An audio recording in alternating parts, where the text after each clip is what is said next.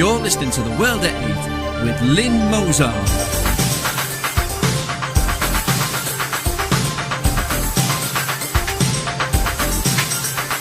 The World at 8, the number one in nationalist news.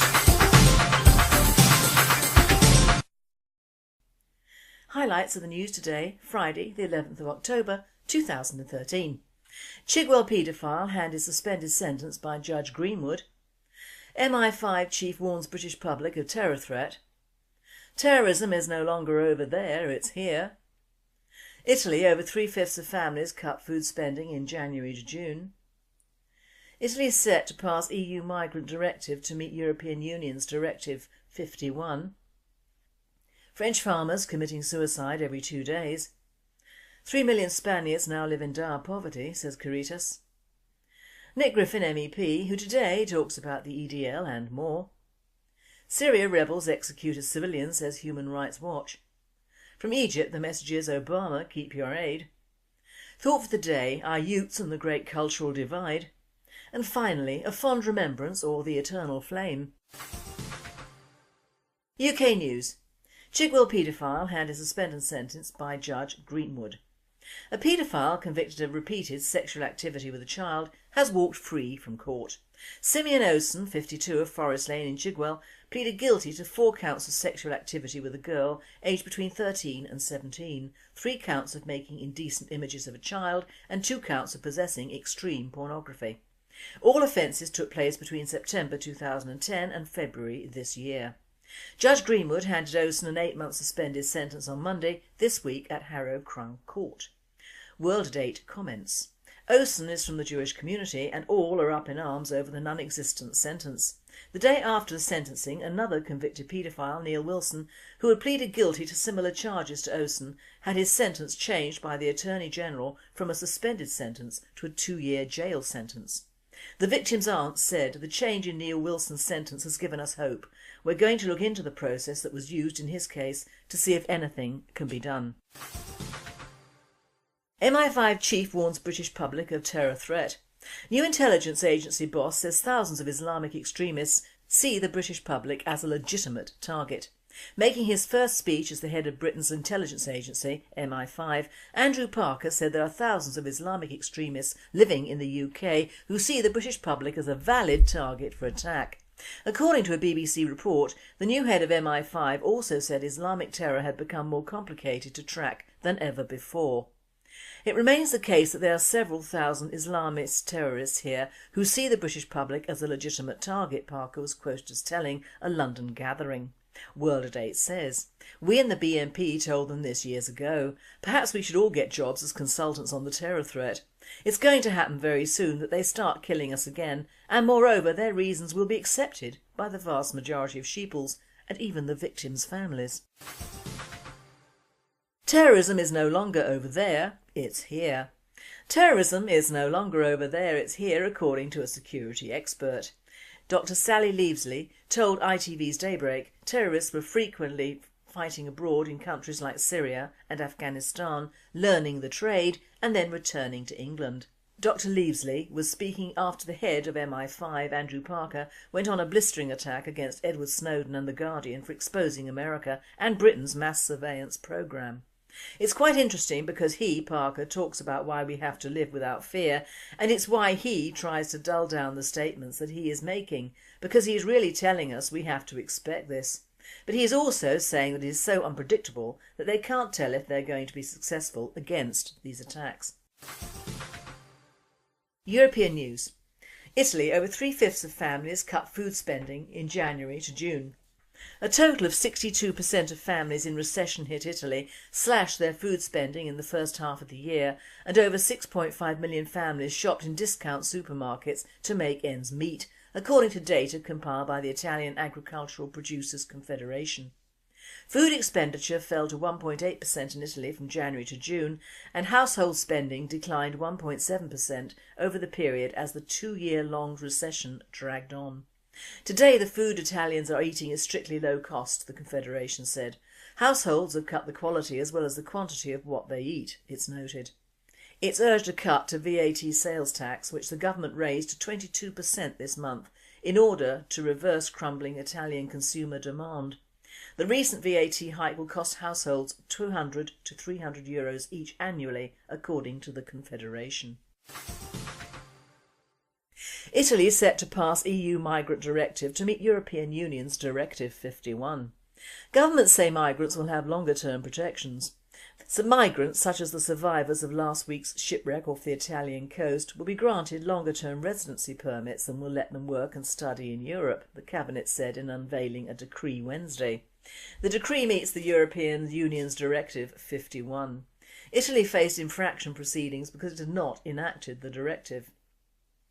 The decree allows greater freedom and protection for the 155 survivors of last Thursday's migrant boat disaster.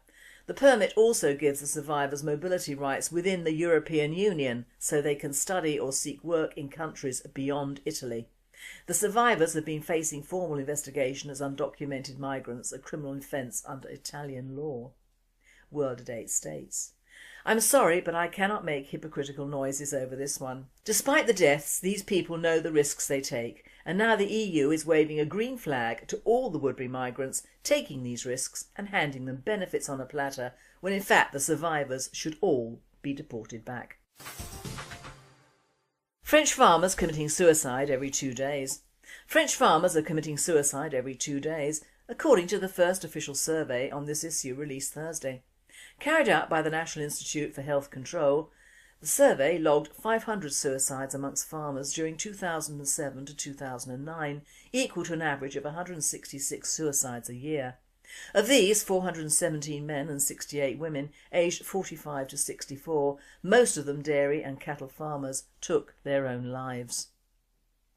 Suicide is the third leading cause of death in the French agricultural world after cancer and cardiovascular disease. 3 main issues drive farmers to take their own lives, said expert Marie-Thérèse Denieux.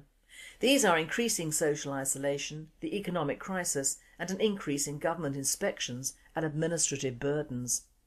French Agricultural Minister Stéphane Le Foll said that he is aware that the financial difficulties being experienced by some farmers can create situations of distress. He promised to take determined action to respond to this scourge. World at 8 states. If the EU and the French and British governments paid as much attention to their own farmers and fishermen as they do a handful of dead boat people, Europe would be in a better state of self-provision for its people. Enough said. 3 million Spaniards now live in dire poverty, says Caritas. Catholic Charity talks of people left in dark as Spain finally emerges from tunnel of recession.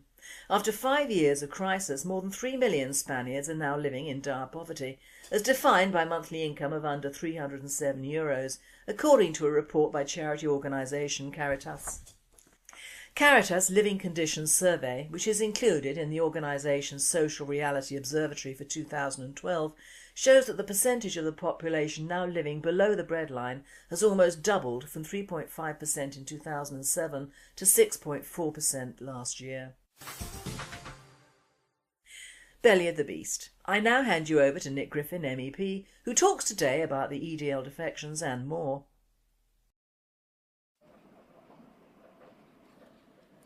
I'm recording this for you while travelling home from Strasbourg, which was in turn en route back from Baku, the capital of Azerbaijan. The country sits on the edge of the Caspian Sea, between Turkey to the east, Russia to the north, and Iran to the south. It's a major oil and gas producer and, since the fall of the Soviet Union, has been using its petrodollars in an ambitious modernisation programme. The people speak a Turkic language and are mainly Shia Muslims, for whom secular democracy on the 20th century Turkish model is clearly more important than religion. The local beer isn't bad, and in 2 days there I didn't see a single burqa or niqab. In truth, I saw more Islamism in Blackpool on our conference weekend than in 2 days in Baku. So what was I doing there? Election monitoring. It was presidential election day on Wednesday, and I spent it touring polling stations, watching how the whole process was run, and talking to officials and the activists of the various parties, including several outspoken members of the opposition. There were 10 candidates, although to be honest, only the president, the son of the man who most Azeris regard as the father of their modern state, and the opposition National Council were ever in the running.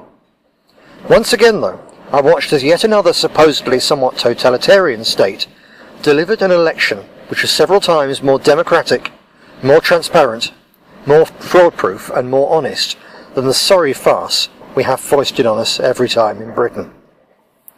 The British government could put right the worst of the corruption of UK democracy with a few very simple measures.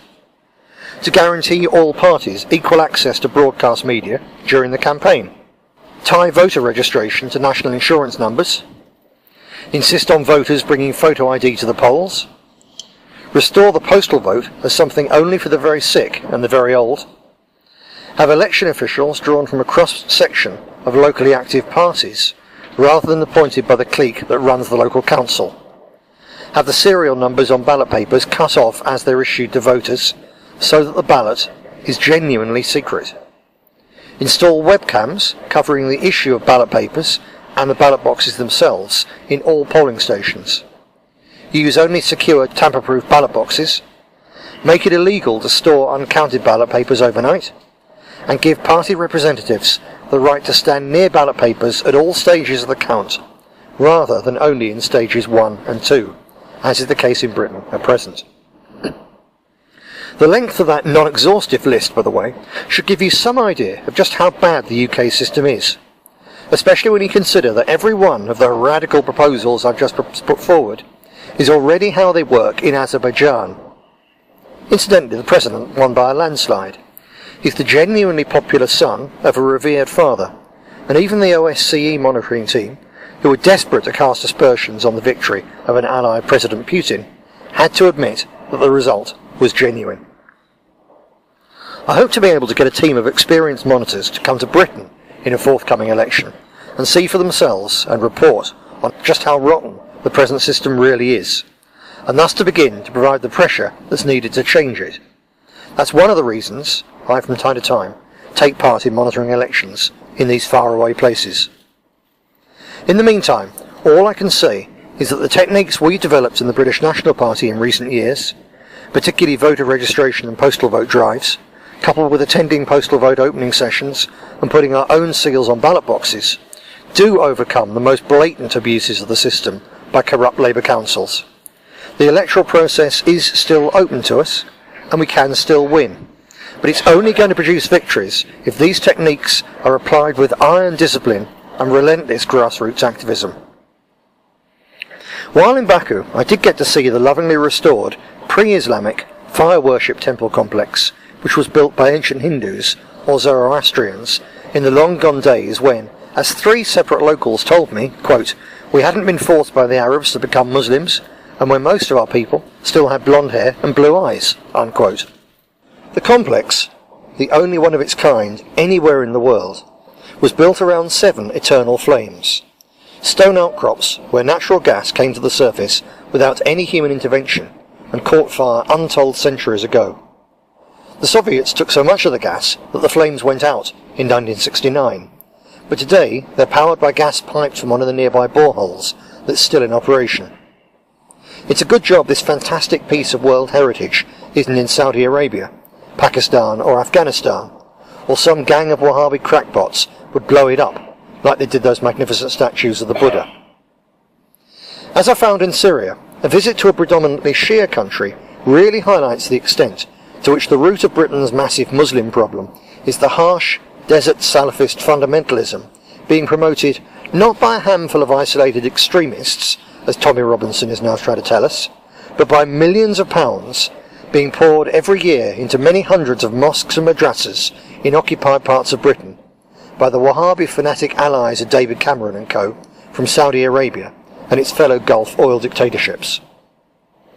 Of course, those same states are also pouring money into profitable big business deals and politicians' Swiss bank accounts in Britain, Europe and the USA, a fact which gives them political clout that's beginning to rival that of their Zionist allies on the extreme right of Israeli politics. Which brings me, of course, to this week's news of Tommy Robinson's move from the Zionist-run English Defence League to the neocon-linked Quilliam Foundation. People who've asked, how's Tommy been turned, are missing the point. Tommy hasn't been turned or bought. His masters have simply given their puppets a new dance routine. The facts about the Robinson EDL's creation by US-based neocons and their UK-based employees are all set out in our study, What Lies Behind the English Defence League, so I won't repeat them here. While it's several pages long, it's well laid out and quite easy to read. In fact, if you haven't yet read it, if you have time, you should at least skim through it when you've finished listening to this. But given all the effort these people made to create and manipulate the EDL for the last 4 years, the obvious question is, why have they now pulled the plug? There appear to be several reasons, and I will elaborate on these in an in-depth article about Robinson's move to the Quilliam Foundation, which will be published on our website shortly. But there's really no need to look for deep conspiratorial explanations for the decision to pull out Robinson and try to collapse the EDL. The fact that it's spun out of control and become a threat to its own creators is openly admitted in black and white newsprint. With Tommy being touted round the media studios saying just that, The Independent on the 8th of October, for example, ran the headline, quote, "Tommy Robinson turns his back on his own party over dangers of far-right extremism," unquote. Robinson told the paper that the EDL is, quote, "a catastrophic mess," and said he could, quote, "no longer keep extremist elements within the EDL at bay," unquote. While of course we dispute his characterisation of genuine ethno-nationalism as extremist, Robinson was clearly telling the truth as his handlers see it. Just how much of a mess their scheme to drag patriotic street activism down a warmongering blind alley seems to have dawned on them as the post-Lee Rigby revival of the EDL brought thousands of new activists out onto the streets and highlighted just how little control the Robinson leadership now had. 2 demonstrations in particular hammered the point home. The first was in Newcastle on the 25th of May, immediately after the Greenwich murder. Instead of the couple of hundred Robinson diehards who'd been expected when the event was first announced, more than 2,000 people joined the protest. Although it was nominally backed by Robinson, the vast majority of those present were mobilised by the North East EDL, stroke the Infidels, together with their close comrades from the Scottish Defence League. None of these groups, even then, had anything but contempt for Robinson and Carroll. The writing was on the wall. Robinson's backers got an even bigger shock at the Birmingham rally on the 25th of July. The Birmingham Post reported that the huge crowd not only dwarfed the Muslim-stroke-Marxist counter-demo, but more than 2,000 EDL demonstrators kept singing not just "Keep St George in My Heart," but also "There's Only One Nick Griffin." That wasn't in the plot when Frank Gaffney's team first set the whole Robinson operation in motion back in 2009. So Robinson and Carroll and a dozen other players have left the EDL.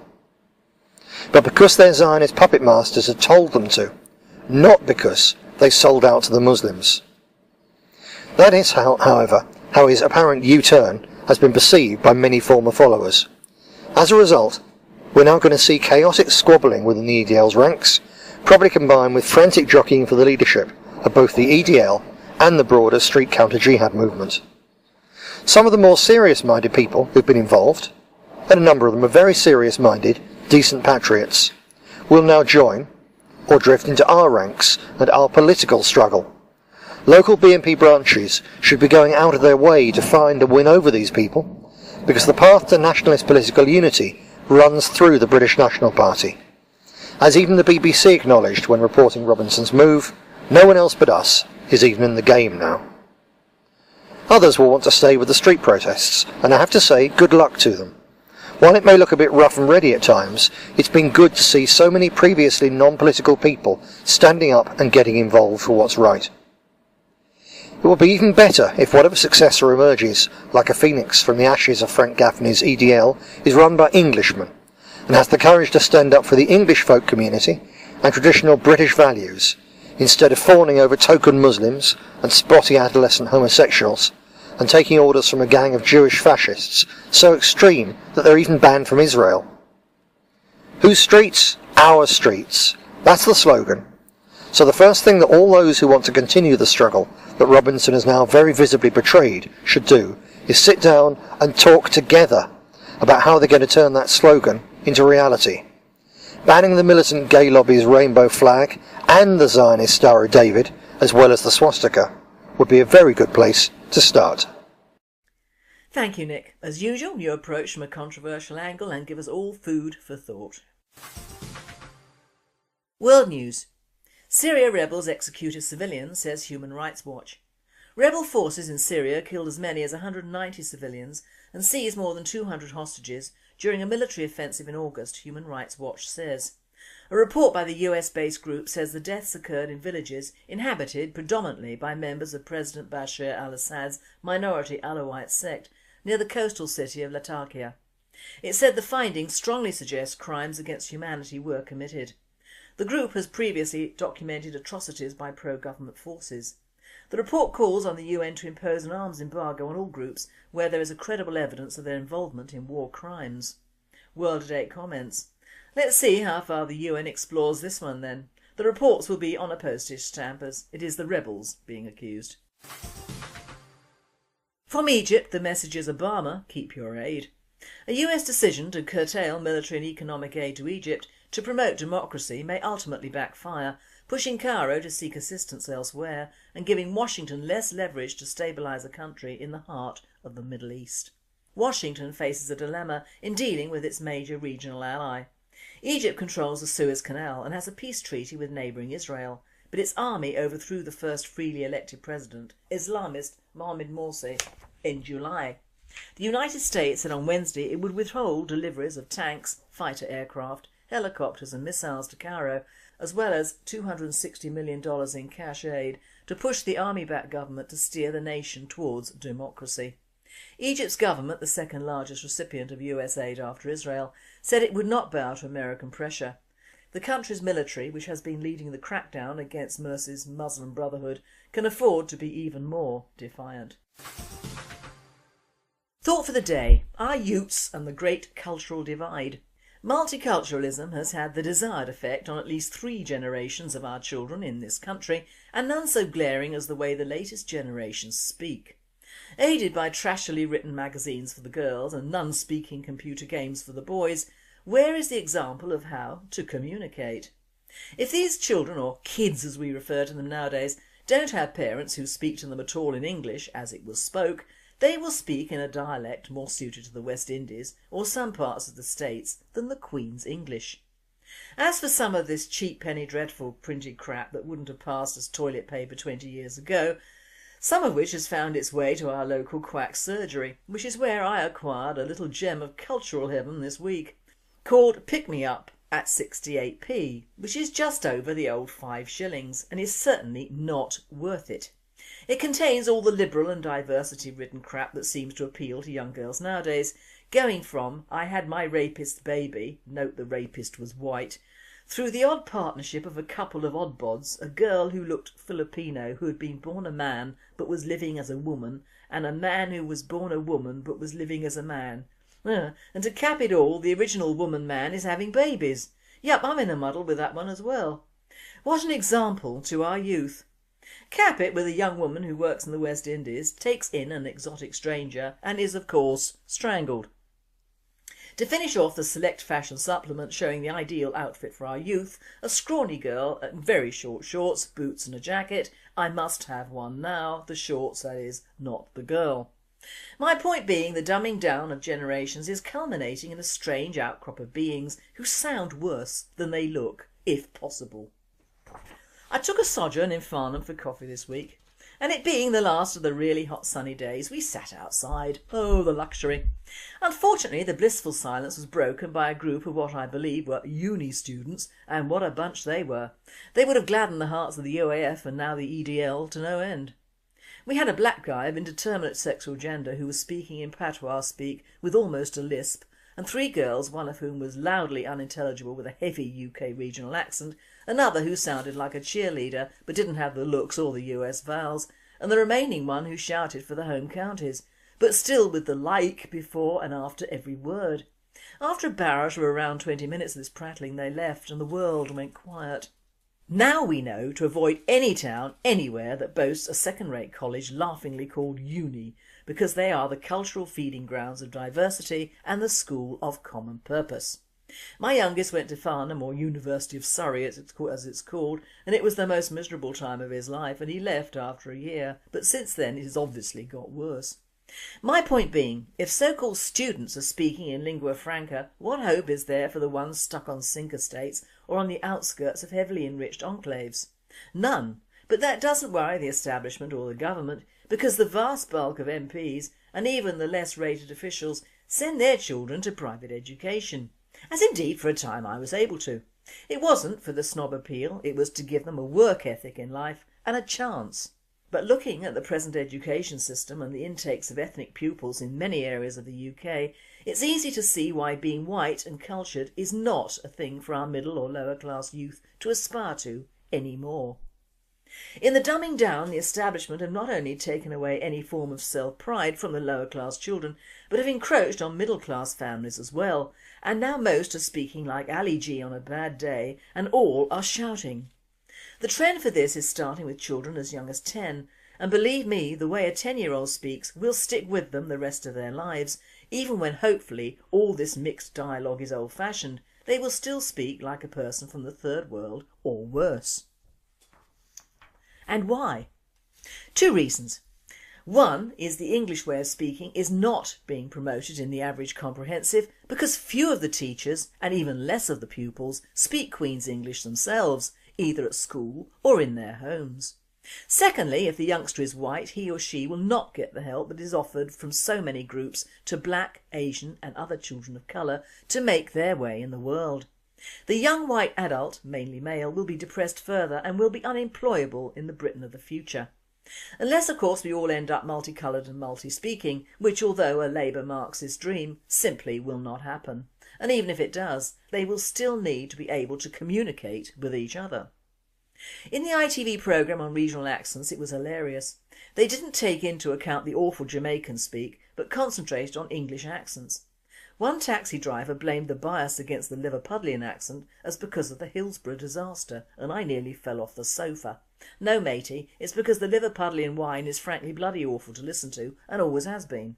No offence to our Liverpool listeners, but I am a Londoner, so put it down to that. I'm worried because as a race we are aborting thousands of white babies, yet being encouraged to give birth to challenged babies. And our young women are not encouraged to marry and have children at all, and not all the blame lies with them. They are constantly told they will have no jobs, no money, no husbands and no future, because they are not of an ethnic minority that does have differing standards of life for their children, and they believe it. So we have at least 2 generations consisting mainly of feckless, badly spoken, illiterate, drunken, drugged youths who don't want to be English at all. They want to be what is popular, and that is black or brown, and that is why they're opting for the easy way out.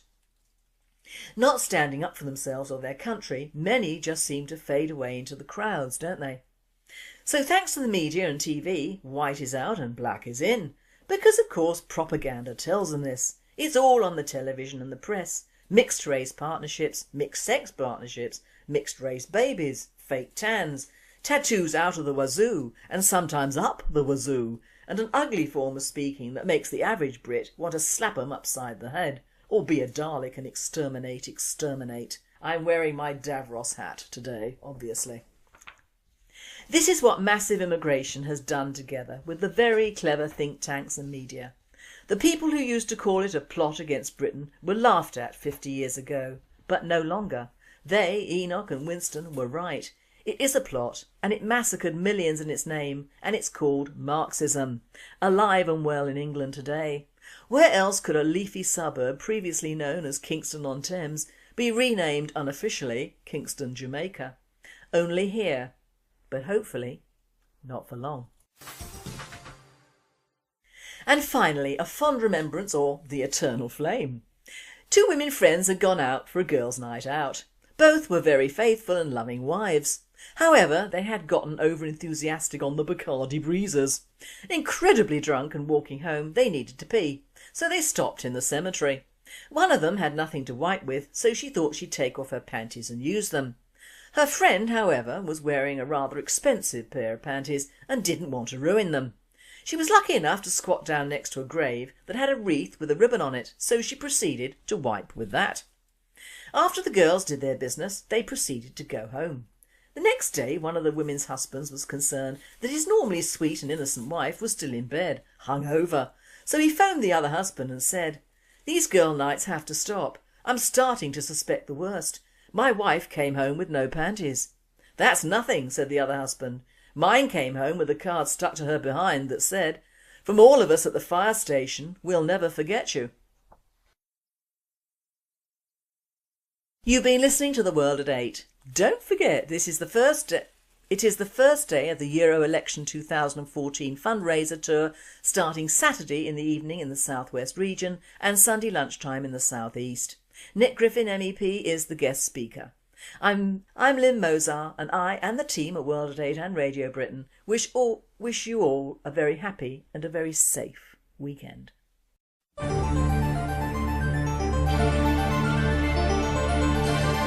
You're listening to The World at 8 with Lynn Mozart.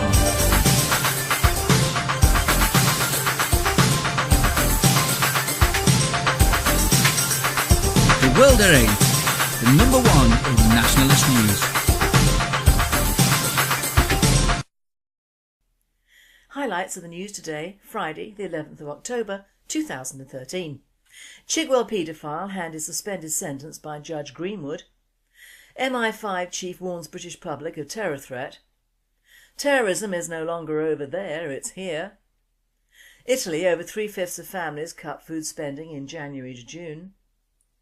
Italy is set to pass EU migrant directive to meet European Union's Directive 51. French farmers committing suicide every 2 days. 3 million Spaniards now live in dire poverty, says Caritas. Nick Griffin MEP, who today talks about the EDL and more. Syria rebels executed civilians, says Human Rights Watch.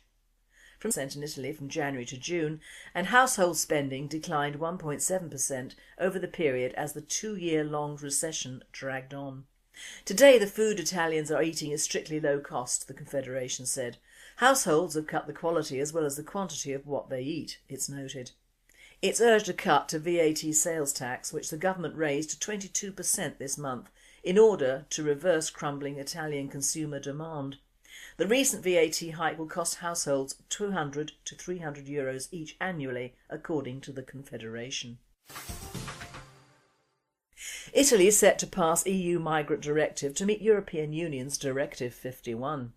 Governments say migrants will have longer-term protections.